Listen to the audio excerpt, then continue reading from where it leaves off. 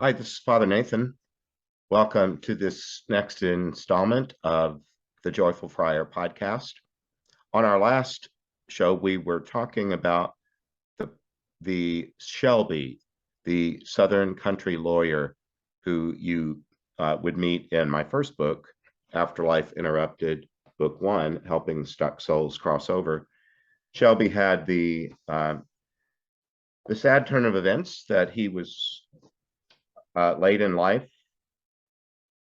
moving into dementia without really fully being aware of it. His daughter tried to make him aware and tried to get him to surrender the car keys. He had a driving accident that he said proved her right. My prayer partners and I, were called upon to assist him in a movement that he was making from one afterlife realm to the next, one level to the next. The work that we've been given to do has to do with helping people that needed a kind of therapeutic introduction to the afterlife, in large part because of the suddenness and the violence with which they passed, being jolted suddenly out of one kind of consciousness and life into the next. It just makes sense to me that there would be accommodation for people that had had such a shocking end of this life. He was in a therapeutic place where he was given assistance in sorting through his response to what had happened to him. As you know from the last show, the thing that was the big issue for him was loss of reputation, that he felt like that he be well reputed is something that he cultivated for his entire career. And then at the very end, he felt like he had blown it all by doing such a stupid thing, by driving his own car into a river, mistaking a side street for a boat launch. So I wonder, have you ever exaggerated some truth or something that had some basis in fact and blew it up all out of proportion? There's probably some time in your life when you've caused sadness to yourself and perhaps to persons around you by just having some exaggerated and maybe persistent idea that you acted upon and maybe refused to hear anything contrary. I've certainly seen that, felt it in myself, but as a counselor, I've seen people whose frustration with something about their life has brought them into a counseling circumstance. And then when you do try to point out to them that they're overblowing something, very often they can be resentful that you've said that, uh, well, we're all free to go about our lives as we please, even if it means doing so with some level of falsehood that causes us sadness, but it's not productive. Anyway, he had come to that realization that he had overblown this idea of reputation. So I thought we would, I've come up with a few questions that I think you might find interesting that other readers and listeners of his story have asked. One of them is the simple one. What's it like to go from being in a consciousness in a body that is suffering some kind of mental incapacity, dementia, and then leaving that body? What's that like? Well, remember, Shelby wasn't in full-blown dementia. He was at the early stages of it, sufficient that his daughter had noticed it and felt like it had advanced to the point where he was a danger to himself as a driver. So he was not exactly at the earliest stages, but he was still relatively early on. One would have to think his daughter might have been more forceful if she knew that it could have the end that it did. Nevertheless, I'm going to deal with that question later in this series with a person I'm thinking of who was very deeply into dementia and died in that circumstance. But one of the things about dying and leaving a body that had specific maladies wrong with it is you get to leave behind some of the absolutely physical parts of it. For example, people that are in a lot of cancer pain in their last days, one of their first experiences upon leaving the body is, oh my God, I'm not in pain. That makes sense, doesn't it? For the person that is in dementia, sometimes they can get in such a habit of unclarity that even when the fog lifts, it's not a blaze of light. I grew up along the Texas Gulf Coast where fog was very prevalent in the winter, and fog does lift, but it doesn't do so in an instant. And some of the people that I've known who died of dementia, it took them some time out of the body to realize that their consciousness was now unaffected by the illness, whatever it was, Alzheimer's or any of the other. My dad died of Parkinson's disease, and he was in dementia for quite a long while. Nevertheless, I'm going to deal with that more. But one thing to keep in mind with when we do leave the body is that we do get a release from the absolutely physical parts of it. Shelby was able to talk about not being an old man anymore. He said, no, who would want to go into the afterlife and be old? He said it was really dull. He got tired of being in conversations that were about current events, but he said they're really more current to someone else's life. He gave the example of the city council might be talking about building a bridge somewhere in the next 5 years. And when you're of a certain age, you probably aren't going to be around to ever see that come to pass. And so current events can even sound like somebody else's current time and your own something else. So anyway, he moved through his dementia, and he had a very sharp intellect to begin with. So he was able to make some critical thinking determinations about himself. Well, why was he stuck at all? Well, I think we covered that pretty well he covered it very well in his story and in the previous podcast. Reputation. Man, did he put a lot of importance on what other people thought of him, and it was very important that he be well reputed. So I thought it would be worth spending a little time on that. That kind of reputation, that idea that I must have a good reputation, it has two things going on in it. One of them is it moves out of the self and into some supposed self, some idea of what others are thinking about me. Always that's going to have some untruth about it or some unclarity because it's guesswork. Have you ever done that in your own life? Have you presumed that somebody thought poorly of you? I think of the example that most people have had about, junior high dating, having some crush on somebody, but presuming that you are out of their league, that they would have no interest in you, and it would be laughable to them if they ever learned that you had a crush on them. That's a drama that you create in your own head. You create somebody else's idea of what they might think about you. Then you begin to have all these different calculations based upon that dubious first premise, that first idea.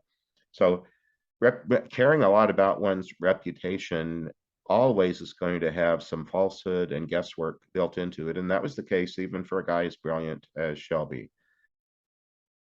Sometimes maybe it's more of an issue for people late in life when you begin to think more about the end of things. It really bothered him that his death came in such a way that he thought at his own funeral, people would be kind of bypassing his career of service and kind of joking to themselves about what an old fool he was. Well, that's just so sad.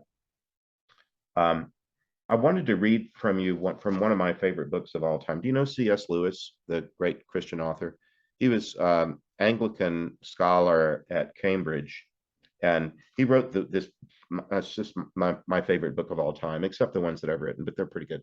But this one's even better than mine. Screwtape Letters from C.S. Lewis.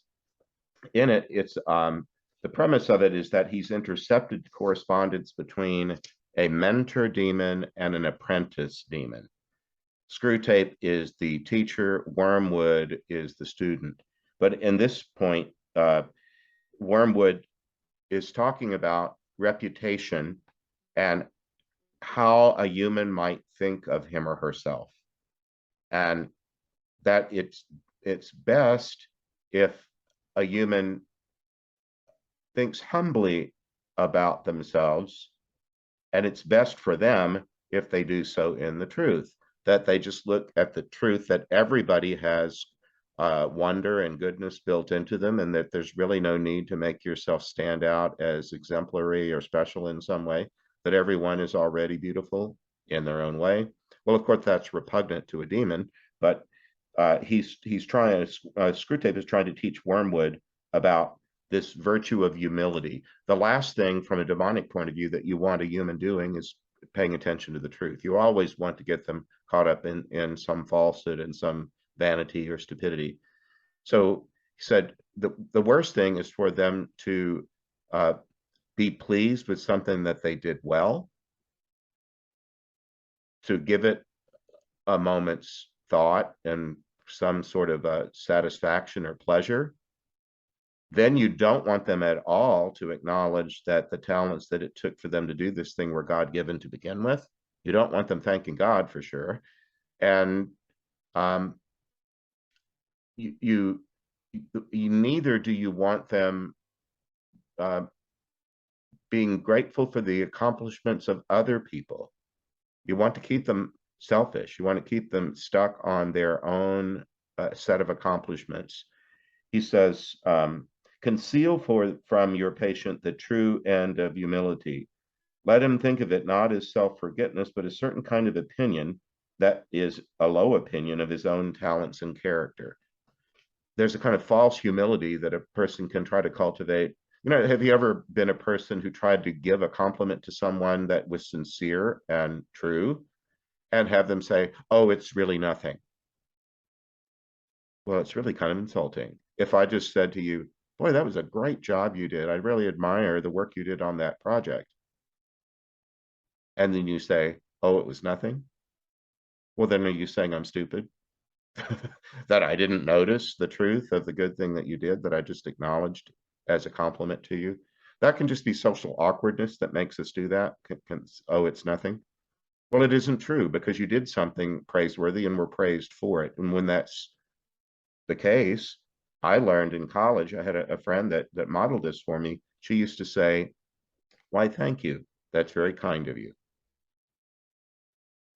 Someone acknowledging something that one has done well, that's a kindness.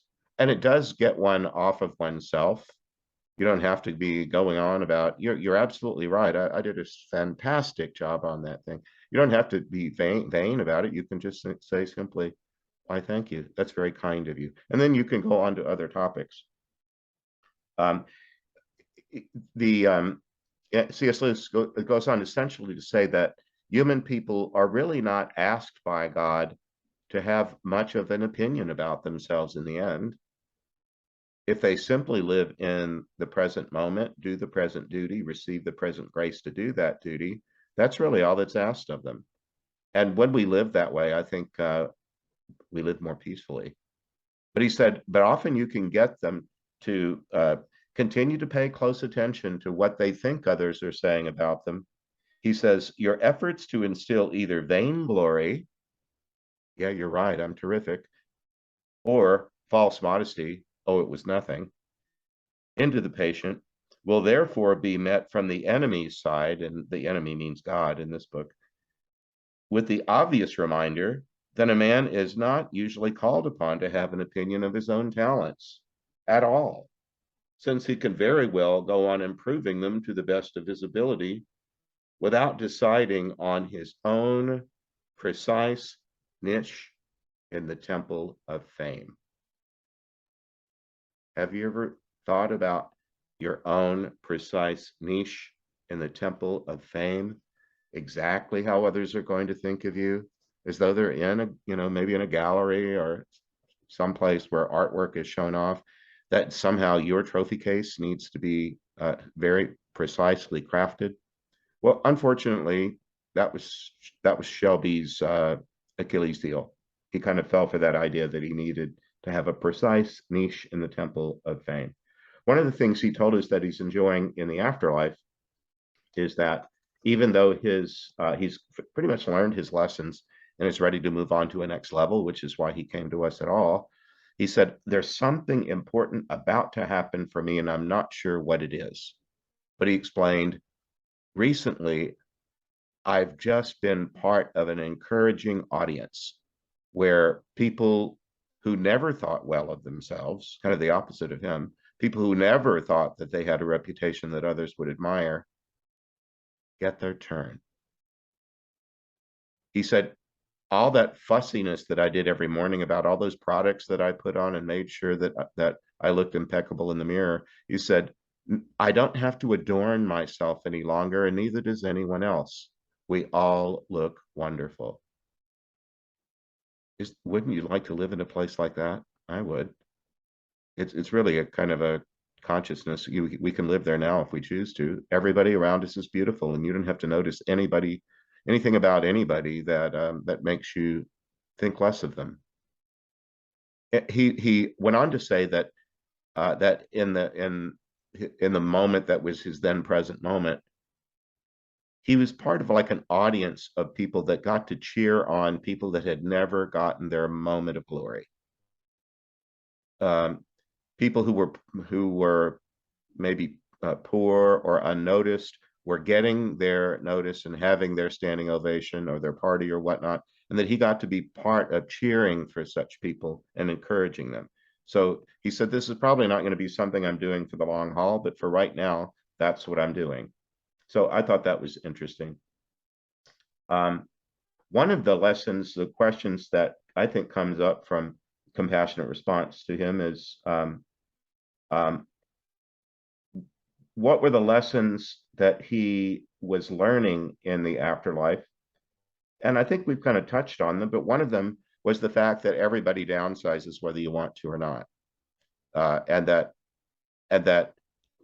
losing stuff, shedding stuff, physical stuff, emotional stuff, imaginal stuff, coming to greater simplicity, that he was doing that. He had done some of it before his death and been doing a lot more of it since. So I wonder if that's important to you. Do you think of sort of downsizing the physical surroundings that you have and getting rid of things, especially, I don't mean just throwing out trash, but seeing things around you and saying, you know, I've enjoyed that for long enough now, it's time for it to be enjoyed by someone else.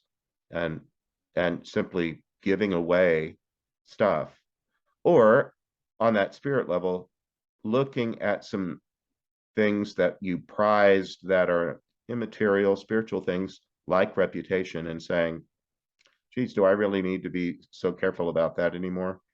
Frankly, you know, in my coming forward in these recent years about the fact that I do this spirit work, I knew that I could be thought a kook, or worse, pawn of the devil, so on, that I could be laughed at.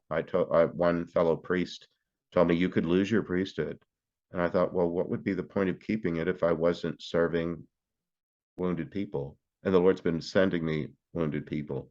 So, and frankly, for me, reputation is, I'm kind of kin with Shelby. Reputation has been something that I've cared a great deal about for much of my career. It's not as though I've shed that completely, but I know myself. I've gotten rid of a lot of that. If you want to make fun of me or think that I'm an idiot, well, go ahead. The sun will still come up in the east tomorrow, and I'll be just fine. So he was downsizing in several different ways. In the following video, the last one in this series, we're going to go into some spiritual practices that might emerge from the story of Shelby and questions that arise. So stick around if you want to go on to that next point. But for right now, that's enough. I'm glad that you were with me. I'm Father Nathan Castle. You can find me on my website at nathan-castle.com, nathan-castle.com. If you will, go along the bar at the top, click on contact. That'll bring up a little form to send me an email. I'm on my email, and I'm pretty responsive to anybody that has a question for me. So for right now, God bless you. See you next time. I hope you enjoyed this episode of The Joyful Friar. You can visit me at nathan-castle.com. Send me a message by clicking the contact button. If you'd like to support this podcast, you can make a donation by clicking the donate button. See you next time. God bless.